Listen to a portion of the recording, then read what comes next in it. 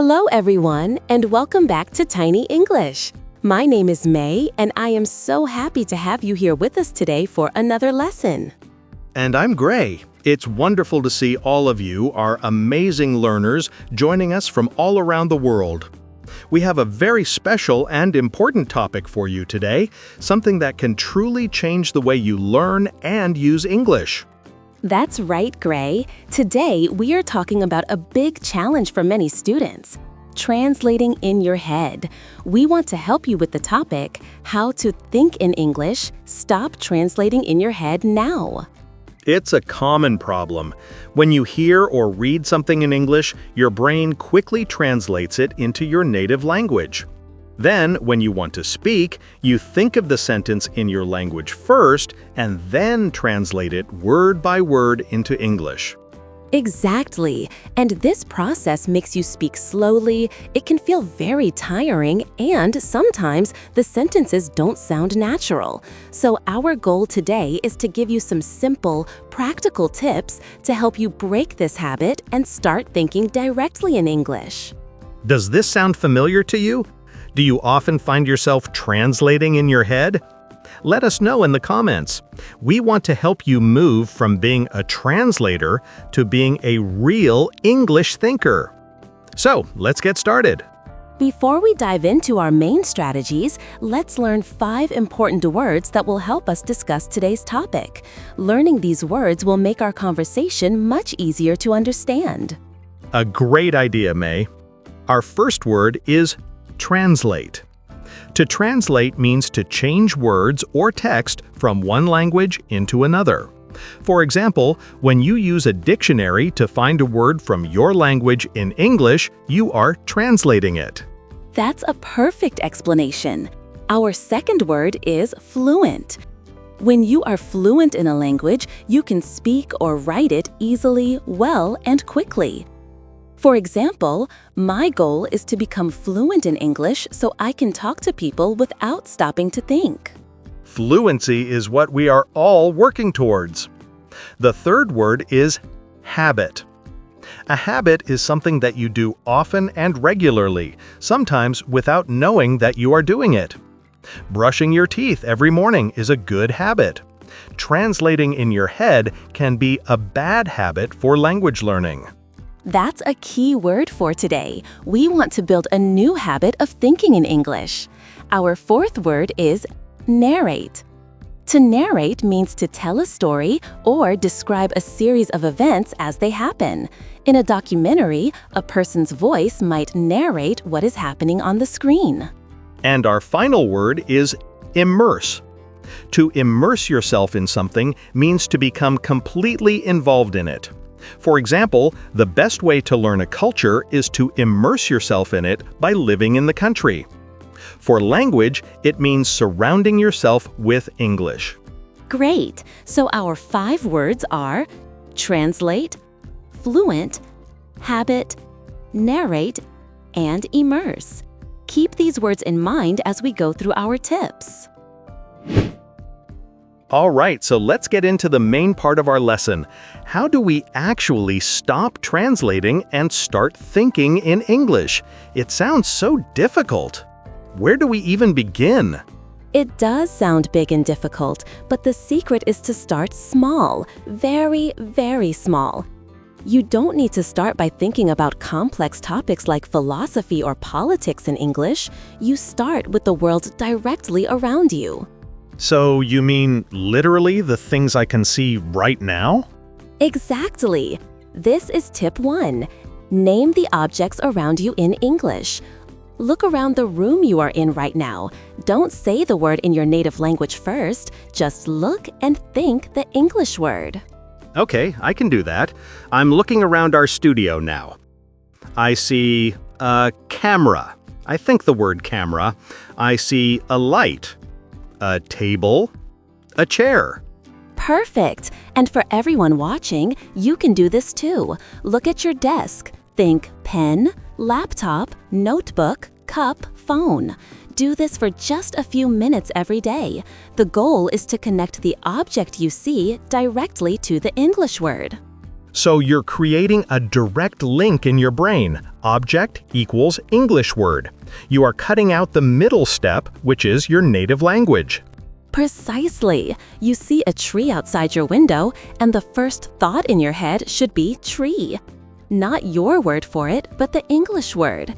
It's like labeling your world inside your mind.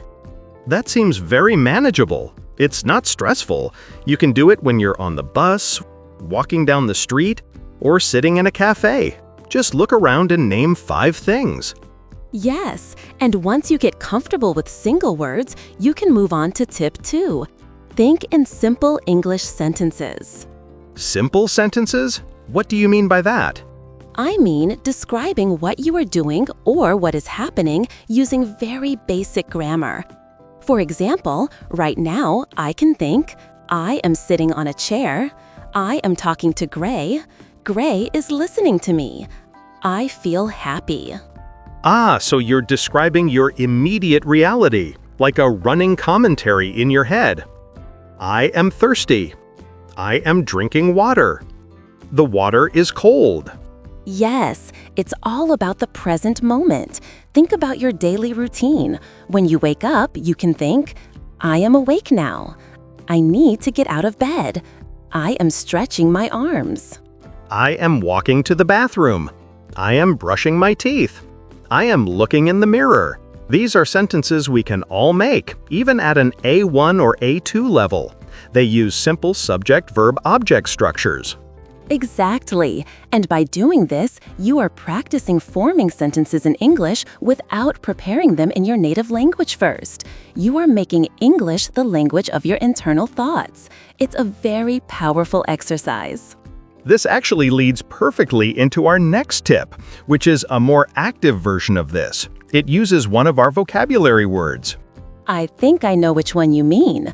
Are you thinking of tip 3, narrate your actions out loud? You got it! When you are alone at home, you can take the simple sentences from your head and say them out loud. You become the narrator of your own movie. Oh, that's a fun idea. So if I am making breakfast, I can talk to myself in English? Yes. For example, okay, I am in the kitchen now. I'm going to make some coffee. I am getting a cup. Now I am adding the coffee powder. I need some hot water. I am boiling the water. The water is ready. I am pouring the water into the cup. It smells good. I love that. By speaking out loud, you are practicing your pronunciation at the same time. You are connecting the thoughts to the physical action and also to the sound of the words. It engages more of your brain. It does. And you shouldn't worry about making mistakes. Nobody is there to judge you. The goal is just to get your brain used to producing English spontaneously. You're building that thinking in English muscle. This is a great way to build a habit. If you do this for 5 minutes while you make your coffee every morning, after a month, thinking in English about your morning routine will feel completely natural. What about when we learn new words? I think the way we learn vocabulary can be a big reason we translate. You are absolutely right, Gray. That brings us to tip 4. Use an English-to-English dictionary. Can you explain why this is so important? Many students use a bilingual dictionary that translates from English to their native language. A bilingual dictionary is helpful when you are a complete beginner. But as soon as you can, you should switch to a monolingual dictionary, which means one that is only in English. Learners' dictionaries are perfect for this, like the Oxford Learners' Dictionary or Cambridge Dictionary. So if I want to know the meaning of the word enormous, instead of seeing the word for it in my language, what would I see? You would see a simple English definition, like extremely large or very, very big. The dictionary would also give you example sentences in English, like he lives in an enormous house.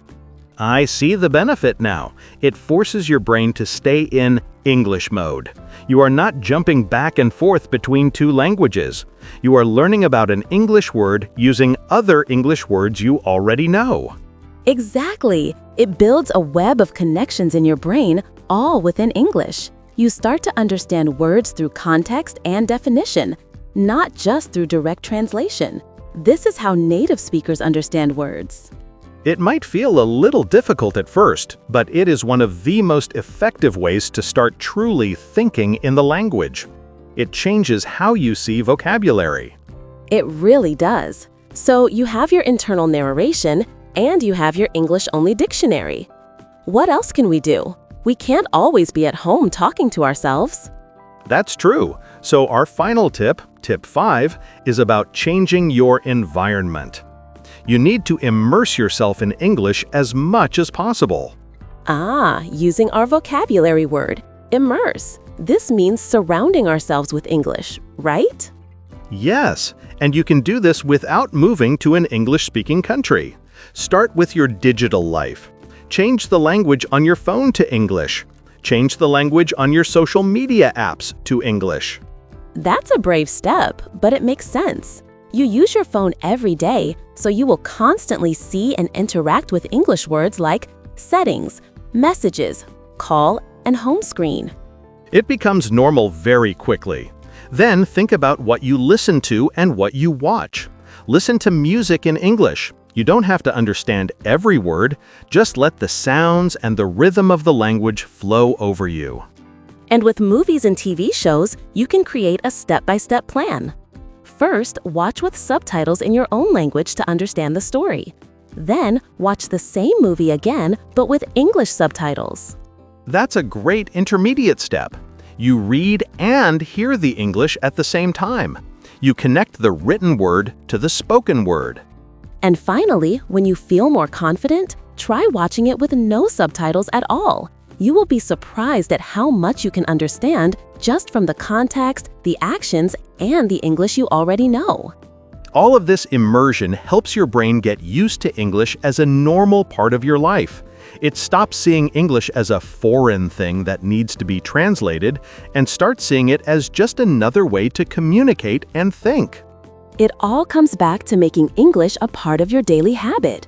It's not about studying for 1 hour and then forgetting about it. It's about these small, consistent actions throughout the day. Naming objects, narrating your actions, using your phone in English, listening to a song on your way to work.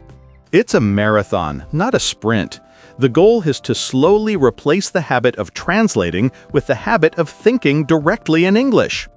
And it's okay if you still have to translate sometimes, especially for more complex ideas. But for everyday things, you can train your brain to stay in English. And remember to be patient with yourself. Becoming fluent doesn't happen overnight. Every little step, every thought in English is a victory. What's the most important thing to remember, Gray? Don't be afraid of making mistakes. Your internal thoughts are just for you. Your narrations at home are just for you. This is a safe space to practice. The more you try, the easier it will become. Wow, Gray, those were some fantastic and practical tips. I think our viewers can really start using them today. Let's do a very quick review of the 5 main strategies. Good idea. First, start small by naming the objects around you in English. Second, think in simple English sentences about your daily actions. Third, narrate your actions out loud when you're alone. Fourth, switch to using an English-to-English dictionary to learn new words. And fifth, immerse yourself in the language by changing your phone's language and enjoying English music and movies. The key is consistency. A little bit every day makes a huge difference. Don't feel pressured to be perfect, just try. That's the best advice. Now we have a question for all of you watching. Our question today is, which of these tips will you try first? Are you going to start naming objects? Or maybe change the language on your phone? Let us know your plan in the comments below. We love reading your comments and hearing about your learning journey. Your experiences can also help other learners in our community. And if you found this video helpful and you learned something new, please give it a big thumbs up. It really helps our channel grow. And don't forget to subscribe to Tiny English and click the notification bell so you don't miss our next lesson. Thank you so much for joining us today. It was a pleasure to talk about this important topic with you. Keep practicing and you will be thinking in English before you know it. We'll see you in the next video. Bye, everyone. Keep up the great work.